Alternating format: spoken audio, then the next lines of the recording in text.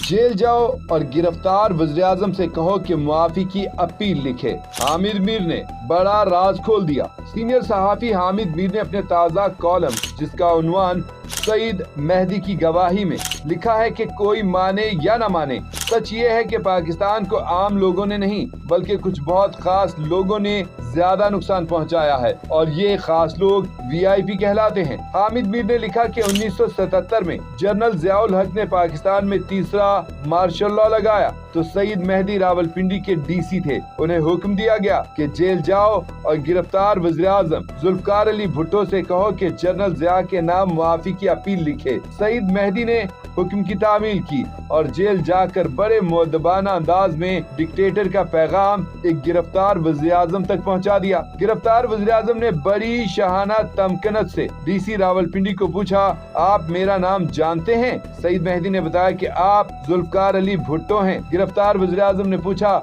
आप मेरे बाप का नाम जानते हैं? सईद मेहदी ने जवाब दिया, जी, आपके वालिद का नाम सर शाहनवाज भुट्टो है। गिरफ्तार वज़ीर-ए-आज़म ने पूछा कि डिक्टेटर का क्या नाम है? DC रावलपिंडी का जवाब था जनरल ज़ियाउल हक। गिरफ्तार वज़ीर-ए-आज़म ने पूछा, उसके बाप का क्या नाम है? सईद मेहदी ने जवाब दिया, मुझे मालूम नहीं। सीनियर सहाफ़ी हामिद मीर के मुताबिक गिरफ्तार वज़ीर-ए-आज़म ने कहा कि शायद वो किसी मौलवी का बेटा है। Mister deputy commissioner, sir Shahnawaz Bhutto का बेटा जुल्फ़िकार अली भुट्टो किसी मौलवी हक के बेटे जनरल ज़ियाउल हक के नाम रहम की अपील लिखकर उसे ज़हनी सुकून फराहम नहीं करेगा। चंद दिन के बाद उस गिरफ्तार वज़ीर-ए-आज़म को फांसी पर लटका दिया गया।